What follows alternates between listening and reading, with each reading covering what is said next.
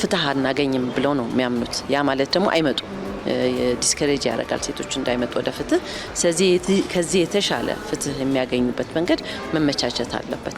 የበለጠ ህግ መውጣት አለበት፣ የተሻለ ህግ እነዚህን አድሬስ የሚያደርግ። የተወሰኑ የተበጣጠሱ ነገሮች አሉ፣ ነገር ግን ይህንን አድሬስ የሚያደርግ ጥሩ ህግ መውጣት አለበት። ኢየሩሳሌም ፖስት ስማቸውን ያልገለጹ የሐማስ አባላትን በምንጭነት በመጥቀስ እንደዘገበው ከሆነ በቡድኑ አመራሮች በኩል የሐማስን ወታደራዊ ክንፍ ለማፍረስ እንዲሁም ራሱን በፖለቲካዊ፣ ኢኮኖሚያዊ፣ ማህበራዊና አጠቃላይ የህዝብ ህይወት ውስጥ መሳተፍ የሚችል ንጹህ ፖለቲካዊ ድርጅት አድርጎ እንዲያደራጅ የሚያደርግ ሰነድ ውይይት እየተደረገበት እንደሚገኝ ይጠቁማል። የአሜሪካው ፕሬዝዳንት ዶናልድ ትራምፕ ማክሰኞ አመሻሽ ላይ በትሩዝ ሶሻል ላይ ባስተላለፉት መልእክት በዩክሬን ያለውን ጦርነት ለማስቆም ያቀረቡት ሀሳብ በጄኔቫ ከተደረጉ ንግግሮች በኋላ ማስተካከያ እንደተደረገበት ገልጸዋል። በቀጣይም ልዩ መልእክተኛቸው ስቲቭ ዊትኮፍ ከቭላድሚር ፑቲን ጋር በእቅዱ ላይ እንዲወያዩ እንደሚልኩ አስታውቀዋል። ትራምፕ በቅርቡ ከፕሬዝዳንት ዜሌንስኪና ከፕሬዝዳንት ፑቲን ጋር እንደምንገናኝ ተስፋ አደርጋለሁ፣ ነገር ግን ይህ ጦርነትን የማቆም ስምምነት የመጨረሻው ሲሆን ወይም በመጨረሻ ደረጃ ላይ ሲገኝ ብቻ ነው ብለዋል። የክልል ነዋሪዎች መካከል የሚነሳውን ክርክር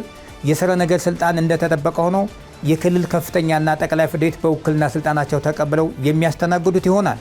የተለያዩ የክልል ነዋሪዎች ክርክር በውክልና ለክልል ከፍተኛና ጠቅላይ ፍርድ ቤት ባይሰጥ ኖሮ በተለያዩ የክልል ነዋሪዎች መካከል የሚደረገው የፍትሐብሔር ክርክር ወደ ፌዴራል ፍርድ ቤቶች ስለሚመጣ ፈርጀ ብዙ ኪሳራ ያስከትል ነበር። ሰላም ጤና ይስጥልን ውድ ተመልካቾቻችን፣ ሀገሬ ዜና ጀምሯል። የተለያዩ የሀገር ውስጥና ዓለም አቀፍ መረጃዎችን ይዘን ቀርበናል። ከዜናዎቹ ጋር አብሬያችሁ ቆይታ ማድርገው ዳግም ተገኝ ነኝ። አብራችሁ እንድትቆዩ ጋበዝኩኝ። በመጀመሪያም አበይት መረጃዎችን አስቀደምኩኝ። የሴቶች ጥቃት እየተበራከተ ቢሄድም ወደ ሕግ ብንሄድ ፍትህ አናገኝም በሚል ሴቶች ጥቃትን ተሸክመው ለመኖር መገደዳቸው ተገለጸ። የሕግ ክፍተትና መላላት ዜጎች ላይ የሚደርሰውን ሰቆቃ ማስቆም አለመቻሉም ተመላክቷል። ተጨማሪ አለን። በኢትዮጵያ በተለያዩ ክልሎችና አካባቢዎች በሴቶች ላይ የሚፈጸሙ ጾታዊ ጥቃቶች ቁጥር በከፍተኛ ሁኔታ እያደገ መምጣቱ እጅግ አሳሳቢ ደረጃ ላይ ደርሷል። ይህንን አስከፊ እውነታ መሰረት በማድረግም የኢትዮጵያ ሴቶች ማህበራት ቅንጅት በጾታዊ ጥቃት ዙሪያ ማህበረሰቡን ለማንቃት ያለመውን ዓለም አቀፉን የ16 ቀናት የጸረ ጾታዊ ጥቃት ንቅናቄ በልዩ ትኩረት እንደሚያካሄድ በይፋ አስታውቋል። የቅንጅቱ ዳይሬክተር ወይዘሮ ሳባ ገብረመድ እንደገለጹት በሀገሪቱ የጾታዊ ጥቃት ጉዳዮችን በዘላቂነት ለመፍታት ተረቆ የነበረው ፖሊሲ እስካሁን ወደ ህግነት ተቀይሮ ተግባራዊ ያለመደረጉ ትልቅ ክፍተት ፈጥሯል ብለዋል። በዚህ ምክንያት ረቂቁ በአፋጣኝ ጸድቆ ወደ ስራ እንዲገባም ጥሪ አቅርበዋል። ዳይሬክተሩ አክለውም በአሁኑ ወቅት በርካታ ሴቶች የከፋ ጥቃት እየደረሰባቸውም እንኳን ጉዳዩን ወደ ህግና ፍትህ ተቋማት ከመውሰድ እየተቆጠቡ ስለመሆኑ ገልጸዋል። ለዚህ ዋናው ምክንያት ደግሞ በተቋማቱ አሰራር ላይ ያላቸው እምነት በመሸርሸሩ ብንሄድም ለውጥ የለውም፣ ፍትህ አናገኝም በሚል ተስፋ መቁረጥ ውስጥ በመግባታቸው እንደሆነ አስረድተዋል።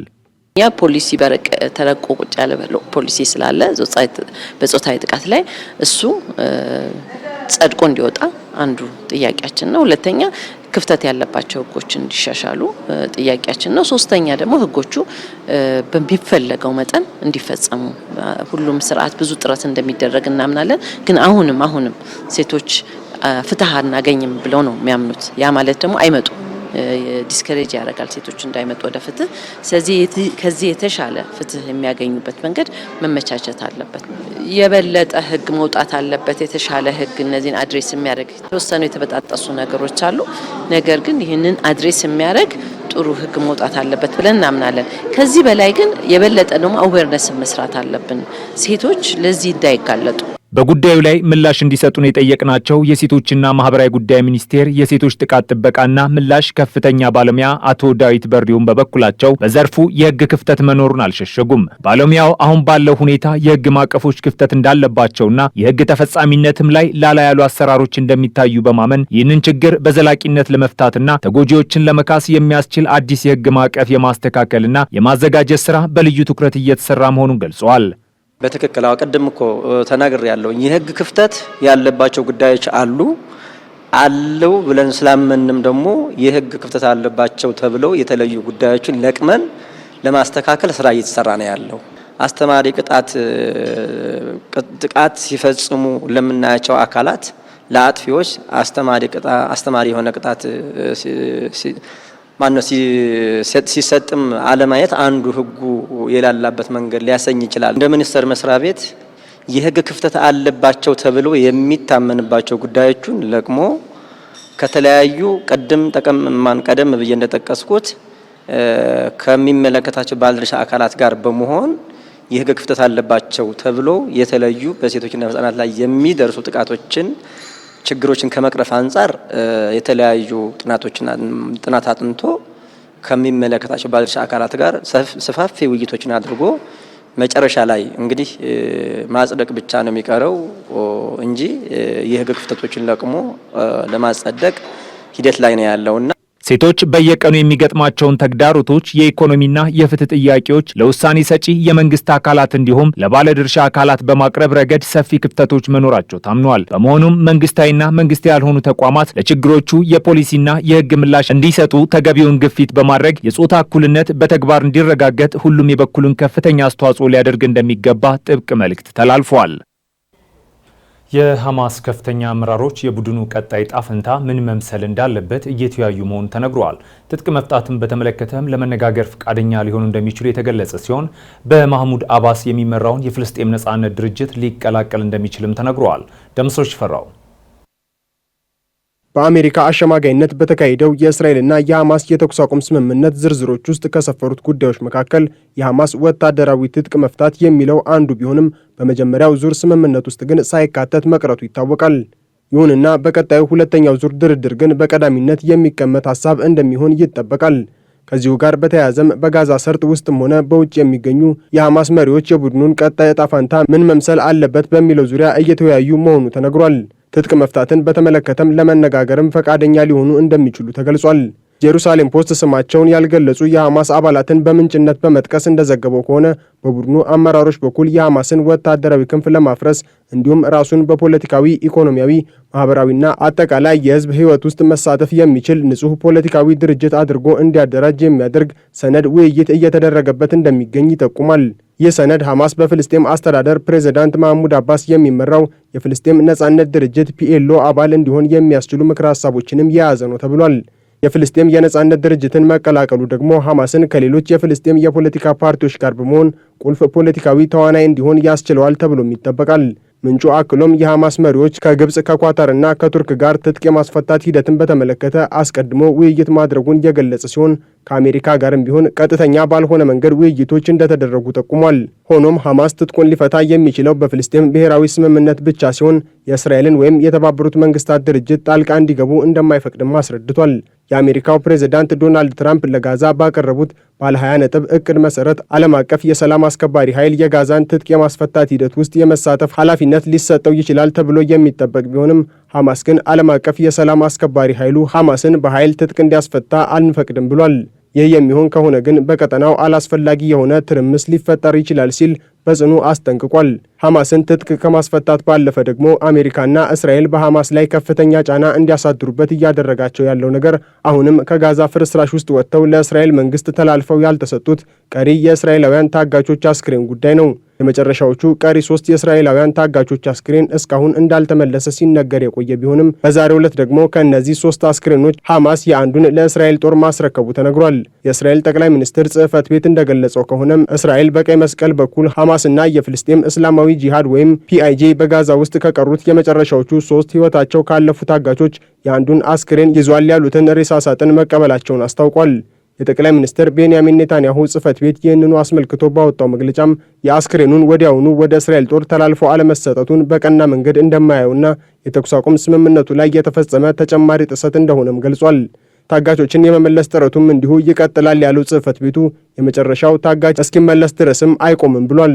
ሐማስ አስክሬኖቹን በመፈለግ በኩል ሆነ ብሎ እንዲዘገይ እያደረገ ነው በማለት እስራኤል ተደጋጋሚ ክስ ስታቀርብ እንደነበረ የሚታወቅ ቢሆንም ሐማስ ግን ሂደቱ እየዘገየ ያለው ወደ ፍርስራሽ ክምርነት ከተቀየረችው ጋዛ ውስጥ እነዚህን አስክሬኖች ፈልጎ ማግኘት ከባድ ስለሆነበት እንደሆነ ይገልጻል። ይህ የሐማስ ምክንያት ግን በአሜሪካና በእስራኤል በኩል ተቀባይነት እያገኘ አይደለም።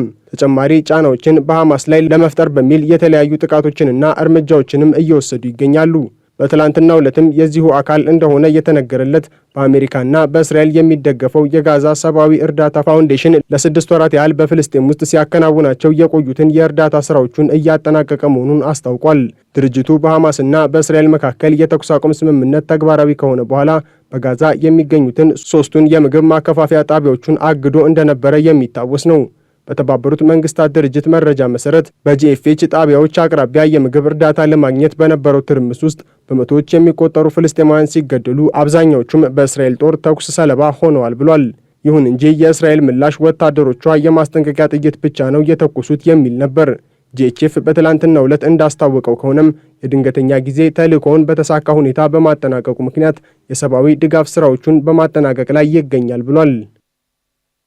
ለ4 ዓመታት የዘለቀው የሩሲያ ዩክሬን ጦርነት መቋጫ ያገኝ ዘንድ የቀረበው የትራምፕ የሰላም እቅድ ወሳኝ ምዕራፍ ላይ ደርሷል። ዩክሬን በስምምነቱ ዋና ይዘት ላይ መስማማቷ ለሰላም ተስፋን ሰጥቷል። ሞስኮ በበኩሏ በአላስካ የተደረሰውን ስምምነት ቁልፍ የመግባባት መንፈስ ከሌለው ሁኔታው ከመሰረቱ የተለየ ይሆናል ብላለች። ኃይለ ገብርኤል ታደሰ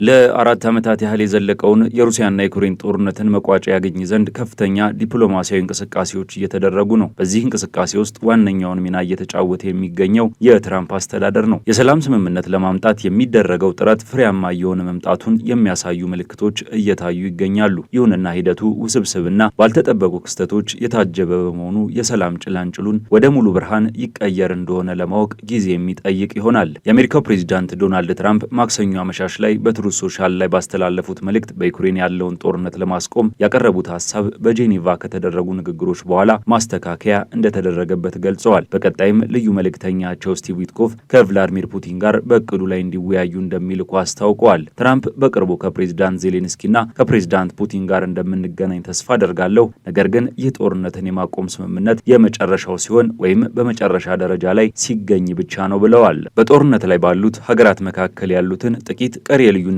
ነጥቦችን ለማስተካከል መልእክተኞቻቸውን ወደ ሞስኮና ኪየቭ እንደሚልኩ ገልጸዋል። ትራምፕ ተደራዳሪዎች ለስምምነት በጣም ተቃርበዋል ያሉ ሲሆን ሪፖርቶች እንደሚያመላክቱት ዩክሬን አሜሪካ ባቀረበችው የሰላም ማዕቀፍ ወደፊት ለመራመድ ዝግጁ ናት። ይህንን ጉዳይም ኪየቭ በአሜሪካና በዩክሬን ባለስልጣናት መካከል በጄኔቫ ከተደረገው ከፍተኛ ድርድር በኋላ የሰላም ስምምነቱን ዋና ይዘት እንደምትደግፍ ገልጻለች። ይሁን እንጂ አንድ የዩክሬን ባለስልጣን ኪየቭ የስምምነቱን ውሎች ተቀብላለች ቢባልም በስምምነቱ ውስጥ አንዳንድ ጉዳዮች አሁንም በትራምፕና በፕሬዝዳንት ቮሎዲሚር ዜሌንስኪ መካከል መወያየት እንደሚያስፈልጋቸው ተናግረዋል። ትራምፕ ለዩክሬን የሰላም እቅድ የሰጡት የጊዜ ገደብን አነስተዋል። የአሜሪካው ፕሬዝዳንት ዶናልድ ትራምፕ ዩክሬን አሜሪካ ባቀረበችው የሰላም እቅድ ላይ እንድትስማማ የሰጡትን የሐሙስ ዕለት ቀነ ገደብን አስቀርተዋል። ትራምፕ ለምስጋና በዓል ወደ ፍሎሪዳ ሲበሩ በአየር ኃይል አውሮፕላን ላይ ለጋዜጠኞች እንደተናገሩት የአሜሪካ ተደራዳሪዎች ከሩሲያና ከዩክሬን ጋር በሚያደርጉት ውይይት መሻሻል እያሳዩ ሲሆን ሞስኮም አንዳንድ ማሻሻያዎችን ለማድረግ ተስማምታለች ብለዋል። ዝርዝር ጉዳዩን ግን ከመግለጽ ተቆጥበዋል። ነገር ግን እሳቸውና አማካሪዎቻቸው ከጠንካራ የጊዜ ገደብ በመራቅ አሁን ስምምነቱን በተቻለ ፍጥነት እንዲደርስ እንደሚፈልጉ እየተናገሩ ይገኛሉ። ለእኔ የጊዜ ገደቡ የሚያበቃው ሲያልቅ ነው ሲሉ ትራምፕ ተናግረዋል። ባለፈው ሳምንት ለመጀመሪያ ጊዜ የተዘገበው በአሜሪካ የቀረበው የጦርነት የማቆም እቅድ የትራምፕ አስተዳደር ዩክሬንን በከፍተኛ ሁኔታ ወደ ሞስኮ ያደላ የሰላም ስምምነት እንድትፈርም ሊያስገድዳት ይችላል የሚል አዲስ ስጋት ፈጥሮ ነበር። በርካታ ዙር ንግግሮች የተካሄዱ ሲሆን ዩክሬን አሁን ከአሜሪካ ጋር በአዲሱ እቅድ ላይ የጋራ መግባባት ላይ መድረሷን ገልጻለች። የሩሲያና ዩክሬን ጦርነት በከፍተኛ ሁኔታ ያሳሰባቸውና በተለያየ መንገድ ተሳታፊ ከሆኑት መካከል አውሮፓውያን ቀዳሚዎቹ ናቸው። በመጀመሪያ ዙር የተገለጸውን የድርድር ሀሳብም ለመቃወም የቀደማቸው አልነበረም። የብሪታንያው ጠቅላይ ሚኒስትር ሰር ኬር ስታርመር በሰላም እቅዱ ላይ የተደረጉ ለውጦች ገንቢና ተቀባይነት ሊኖራቸው የሚችል ናቸው ብለዋል። ስታርመር ንግግሮችን በአዎንታዊ አቅጣጫ እየተጓዙ ይገኛሉም ብለዋል። አክለውም አሁን የቀረቡትን አንዳንድ እድገቶች በደስታ እቀበላለሁ። ረቂቅ እቅዱ የዩክሬንን ጥቅም ሙሉ በሙሉ የሚያንጸባርቅና ለዘላቂ ሰላም መሰረት የሚጥል መሆኑን ለማረጋገጥ እድል ያለው ነው ብለዋል። አንድ የአሜሪካ ባለስልጣን ለሲቢኤስ ኒውስ እንደተናገሩት የዩክሬን መንግስት በትራምፕ አስተዳደር አሸማጋይነት የቀረበውንና ለ4 ዓመታት የዘለቀውን የሩሲያ ጥቃት ለማስቆም የቀረበውን የሰላም ስምምነት ተስማምቷል። ባለስልጣኑ እንዳሉት ሊፈቱ የሚገባቸው አንዳንድ ጥቃቅን ዝርዝሮች አሉ፣ ነገር ግን በሰላም ስምምነቱ ላይ ተስማምተዋል። የዩክሬኑ የብሔራዊ ደህንነት አማካሪ ሩስቶም ኡሜሮቭ በሀሳቡ ላይ የጋራ መግባባት ላይ መደረሱን ገልጸው ዝርዝር ጉዳዮችን ግን ገና አልተጠናቀቁም ብለዋል። ኡሜሮቭ የዩክሬን ፕሬዝዳንት ቮሎዲሚር ዜሌንስኪ ስምምነቱን ለማጠናቀቅ ከህዳር ወር መጨረሻ በፊት ወደ አሜሪካ ሊጓዙ እንደሚችሉ ያላቸውን ተስፋ ገልጸዋል። አንጋፋው የውጭ ጉዳይ ሚኒስቴር ሰርጌይ ላቭሮቭ ለጋዜጠኞች እንደተናገሩት ሩሲያ የዩክሬንን ግጭት ለመፍታት ቅድሚያ የምትሰጠው ጉዳይ ነው በማለት የአሜሪካን አቋም አድንቀዋል። ሩሲያ አሜሪካ ከዩክሬንና ከአውሮፓ ጋር የምታደርገውን የምክክር ውጤት በቅርብ ጊዜ ውስጥ እንድታሳውቅ ጥቃት ትጠብቃለች ብለዋል። ላቭሮቭ እንዳሉት ሩሲያ ከአሜሪካውያን ባልደረቦቻችን የተሻሻለውን የሰላም ሀሳብ ለመቀበል እየጠበቀች ቢሆንም ሞስኮ በነሐሴ ወር በአላስካ በፕሬዚዳንት ትራምፕና በፑቲን መካከል በተደረሰው መሰረታዊ መርሆች ላይ የተመሰረተ እንዲሆን ትጠብቃለች። ሊብራሩ የሚገባቸው በርካታ ጥያቄዎች ስላሉ በተጨባጭ ቀመሮች ላይ ለመወያየት ዝግጁ ነን ያሉት ላቭሮቭ በአንኮሬጅ የተስማማንባቸውን ቁልፍ የመግባባቶች መንፈስ ከሌለ ሁኔታው ከመሰረቱ የተለየ ይሆናል ሲሉ አክለዋል።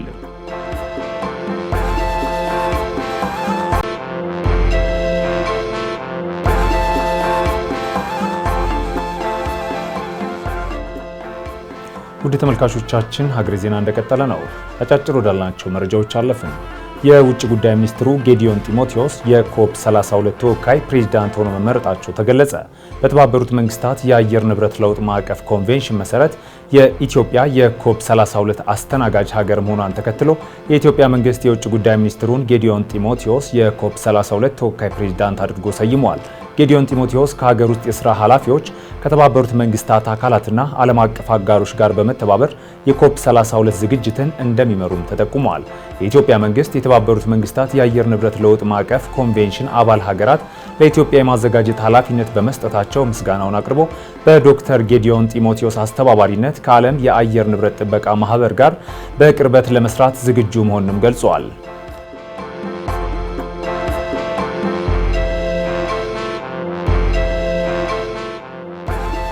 በማርበርግ ቫይረስ ህይወታቸው ያለፉ ሰዎች ቁጥር 6 መድረሱን የጤና ሚኒስቴር አስታወቀ።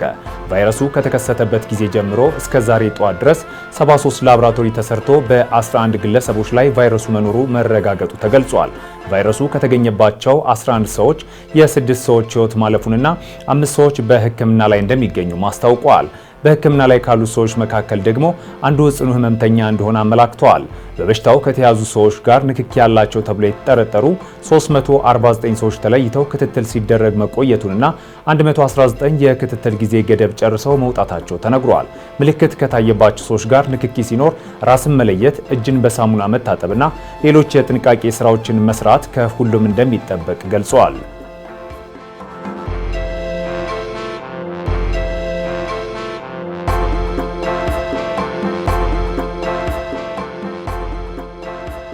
የኢትዮጵያ ካፒታል ገበያ ባለስልጣን የካፒታል ገበያ ባለስልጣን የአገልግሎት ሰጪነት ፈቃድ ሳያገኙ ሰነደ መዋለ ንዋዮችን የማስተዋወቅና የማገበያየት እንቅስቃሴዎች እያካሄዱ ለሚገኙ አካላት ማሳሰቢያ ሰጥቷል። ፍቃድ ሳያገኙ በካፒታል ገበያ ተግባር እየተሳተፉ ያሉ አካላትን እየተከታተለ እንደሚገኝና መረጃዎቻቸውንም አጠናክሮ እያያዘ መሆኑን የገለጸ ሲሆን እነዚህ ያልተፈቀዱ እንቅስቃሴዎች በአስቸኳይ እንዲቆሙ አሳስበዋል። ከድርጊታቸው ለማይታረሙ አካላት ሙሉ ሕጋዊ ስልጣኑን ከመጠቀም ወደ ኋላ እንደማይል በመግለጽ የእርምት እርምጃ እንዲወስዱ አሳስበዋል።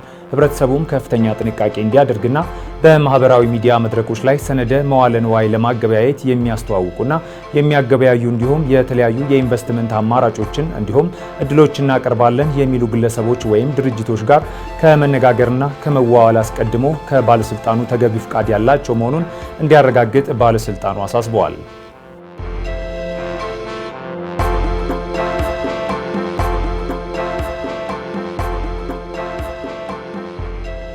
የአፍሪካ ሀገራት በዓለም አቀፍ ተቋማት ውስጥ የተሻለ ተሳትፎና ተጽዕኖ እንዲኖራቸው መደረግ አለበት ሲሉ የተባበሩት መንግስታት ድርጅት ዋና ጸሐፊ አንቶኒዮ ጉተሬስ ተናገሩ። አሁን ያለው ዓለም አቀፍ የፋይናንስ መዋቅር ፍትሐዊና ውጤታማ አይደለም በማለት የተቹት ዋና ጸሐፊው የአፍሪካን የዕዳ ማቆም፣ የአበዳሪነት አቅምን በ3 እጥፍ ማሳደግና አህጉሪቱ በዓለም አቀፍ ተቋማት ውስጥ ያላትን ተሳትፎ ማሳደግ ይገባል ሲሉም አሳስበዋል።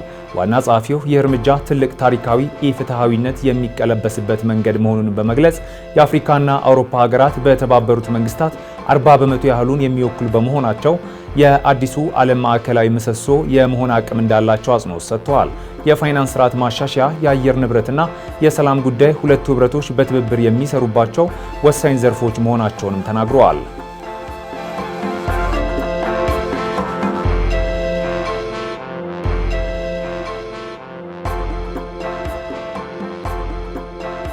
ታይላንድ ባጋጠማት ከፍተኛ የጎርፍ አደጋ ምክንያት የአስቸኳይ ጊዜ አዋጅ ማወጇ ተነግሯል። በደቡባዊ ታይላንድ የደረሰው ከባድ ጎርፍ ከማሌዥያ ድንበር አቅራቢያ በሚገኙ ከተሞችና ግዛቶች ላይ ከፍተኛ ጉዳት ማድረሱን የቀጠለ ሲሆን ይህም የአካባቢው ነዋሪዎች ከስፍራው ለቀው እንዲወጡ አስገድዷል። በደቡባዊ ታይላንድ የተከሰተው ይህ ከፍተኛ የጎርፍ አደጋ ከሳምንቱ መጨረሻ ጀምሮ ቢያንስ የ33 ሰዎችን ሕይወት እንደቀጠፈ ተነግሯል። የሀገሪቱ የአደጋ መከላከልና ዝግጁነት መምሪያ በዛሬው ዕለት ባወጣው መግለጫ እንዳስታወቀውም በዝናቡ ምክንያት በ12 ደቡባዊ ግዛቶች የተከሰተው ጎርፍ ወደ 1 ሚሊዮን የሚጠጉ ቤተሰቦችንና ከ2.7 ሚሊዮን በላይ ሰዎች ላይ ተጽዕኖ ማሳደሩን ገልጿል።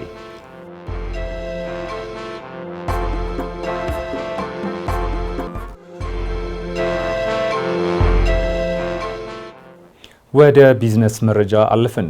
በኢትዮጵያ ያለው የፋሽን ኢንዱስትሪ በርካታ ተግዳሮቶች እንዳሉት ተነግሯል። የቦታ እጥረት፣ የግንዛቤ ውስንነትና ዘርፉን ደጋፊ አካላት በበቂ ሁኔታ አለመኖራቸው ዋነኛ ተግዳሮት መሆናቸው ተነስተዋል። ምረት ደግፍ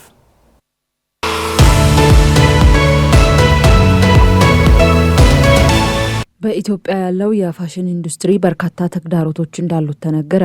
የቦታ እጥረት፣ የግንዛቤ ውስንነትና ዘርፉን ደጋፊ አካላት በበቂ ሁኔታ አለመኖራቸው ዋነኛ ተግዳሮት መሆናቸውም ተነስቷል። ችግሮቹ በዘርፉ የሚፈለገውን ውጤት እንዲያገኝ አላደረገምም ተብሏል። ብዙ አስቸጋሪ ነገሮች አሉት። ያው ሰው ብዙም እውቀቱ የለውም። ፋሽን ዲዛይን ሲባል አሁን ነው በደንብ የተለመደው። ያው ብዙ ተማሪ ለማግኘት ከዛ የቦታ ችግር ይኖራል፣ ሰፋ ያለ ቦታ ለማግኘት። ከዛ ውጪ ደግሞ ያው ጋርመንቶች ብዙም አይደሉም። ተምረው ወደ ስራ ሲገቡ ደግሞ ልጆቹ ዝቅተኛ ነው ጋርመንት ላይ ያለው ነገር እና በራሳቸው እንዲሰሩ ወደ ራሳቸው ስራ እንዲገቡ ነው እኛ የምናበረታታው። ማይደፈር ፊልድ፣ ከባድ ፊልድ እና እንደገና በማያውቀው ህብረተሰብ መካከል ስለሆነ ግን ያንን በመድፈር በማለማመድ ልብስ ነው የምንሰራው። ያሞኔ ለሰው ነው ኤስቴቲክ ነው አይደለ? ውበት ላይ ነው የምንሰራው። ስለዚህ ያንን ውበት ሰው ደግሞ ሲወደው የሁሉ ለባሽ ሆነ።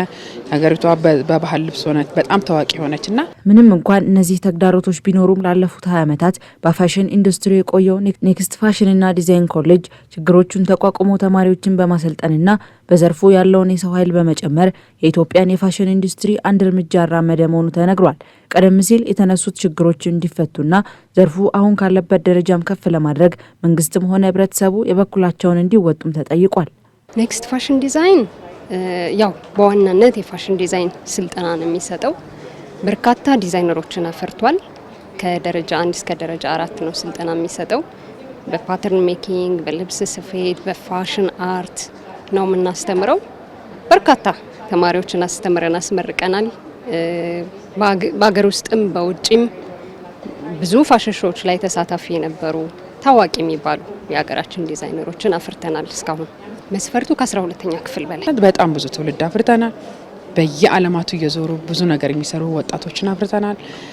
እግዚአብሔር ይመስገን ልብሳችን እንደ ታሪክ ለእሁድ ብቻ ሳይሆን ሁልጊዜ የሚለበስ አድርገነዋል። እንደገና ደግሞ የምታዩ ነው ከተማ ሁሉ ያበሻ ልብስ ነው።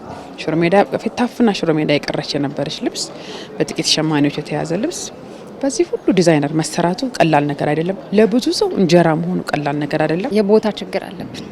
ተከራይተን ነው የምንሰራው እንደ ግል ኮሌጅ። በቃ በፍላጎታችን እኛ በምንፈልገው ስታንዳርድ ልክ ቦታ አላገኘንም እና ያው እሱን ቢያግዙን ቢተባበሩን ሚል እንትን አለኝ።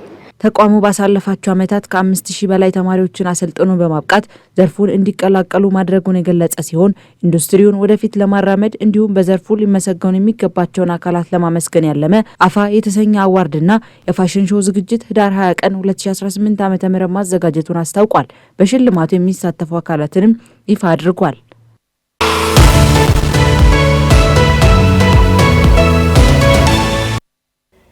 በተለያዩ ክልል ነዋሪዎች መካከል የሚደረግ ክርክር አልፎ አልፎ ይፈጠራል።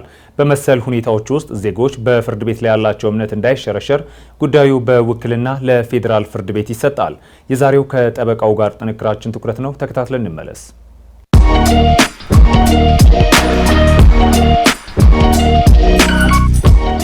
በተለያዩ የክልል ነዋሪዎች መካከል ስለሚደረግ ክርክር ገነ ከመረጃ ላካፍላችሁ። ጤና ይስጥልኝ። ጠበቃ እንዳርጌ ካሴ ነኝ። የንግድ ግንኙነት የበለጠ እያደገ ሲሄድ በዛው ልክ አለመግባባት ሊፈጠር ስለሚችል በተለያዩ የክልል ነዋሪዎች መካከል የፍርድ ቤት ክርክር መኖሩ አይቀርም አለም። መደበኛ ነዋሪነታቸው በተለያዩ ክልሎች በክልልና በአዲስ አበባ ከተማ፣ በክልልና በድሬዳዋ ከተማ፣ በአዲስ አበባና በድሬዳዋ ከተማ ውስጥ በሆኑ ሰዎች መካከል የሚነሱ ጉዳዮች የፌዴራል ፍርድ ቤቶች ፍትሐ ብሔራዊ የዳኝነት ስልጣን ነው።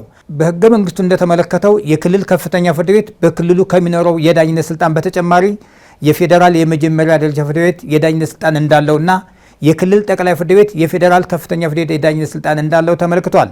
በዚህ መሰረት በተለያዩ ክልል ነዋሪዎች መካከል የሚነሳውን ክርክር የስረ ነገር ስልጣን እንደተጠበቀ ሆኖ የክልል ከፍተኛና ጠቅላይ ፍርድ ቤት በውክልና ስልጣናቸው ተቀብለው የሚያስተናግዱት ይሆናል። የተለያዩ የክልል ነዋሪዎች ክርክር በውክልና ለክልል ከፍተኛና ጠቅላይ ፍርድ ቤት ባይሰጥ ኖሮ በተለያዩ የክልል ነዋሪዎች መካከል የሚደረገው የፍትሐብሔር ክርክር ወደ ፌዴራል ፍርድ ቤቶች ስለሚመጣ ፈርጀ ብዙ ኪሳራ ያስከትል ነበር። ከዚህ ላይ አብሮ መነሳት ያለበት ጥያቄ በተለያዩ የክልል ነዋሪዎች መካከል የሚነሳውን ክርክር በውክልና ለምን ለፌዴራል ፍርድ ቤት መስጠት አስፈላጊ የሚለውን ስንመለከት በሁለት ወይም በሶስት ክልሎች ውስጥ በሚኖሩ ተከራካሪዎች መካከል የሚፈጠረውን አለመግባባት የፌዴራል ፍርድ ቤቶች ተቀብለው እንዲያከራክሩ የሚደረገው ፍርድ ቤቶቹ ገለልተኛ ሆነው ተብለው ከመጠበቃቸው የተነሳ ከአካባቢያዊ አድሎ ነፃ ሆነው ተከራካሪ ወገኖች በዳኝነት ስርዓቱ ላይ እምነት እንዲኖራቸው ማስቻል ነው። ከሳሽ ክሱን የክስ ምክንያት በሆነው የማይንቀሳቀስ መብት በሚገኝበት ቦታና ወይም ተከሳሽ በሚኖርበት ቦታ እንዲያቀርብ ቢደረግ የቋንቋ ችግር የሚኖሩ ጉዳይ አንድ ነገር ሆኖ ክሱን የሚቀበለው ፍርድ ቤት ለከሳሽ ባይታወር ለተከሳሽ ደግሞ የተላመደ ስለሚሆን በፍርድ ቤቱ ላይ መተማመን ላይኖር ይችል ይሆናል። በአጠቃላይ ያለው ክርክር ከሌላ ክልል ነዋሪ ጋር ከሆነ ጉዳዩ የሚቀርበው ተከሳሽ በሚኖሩበት አካባቢ ለሚገኘው ከፍተኛ ፍርድ ቤት ወይም ጠቅላይ ፍርድ ቤት መሆኑን መገንዘብና ማማከር ይጠይቃል። አመሰግናለሁ።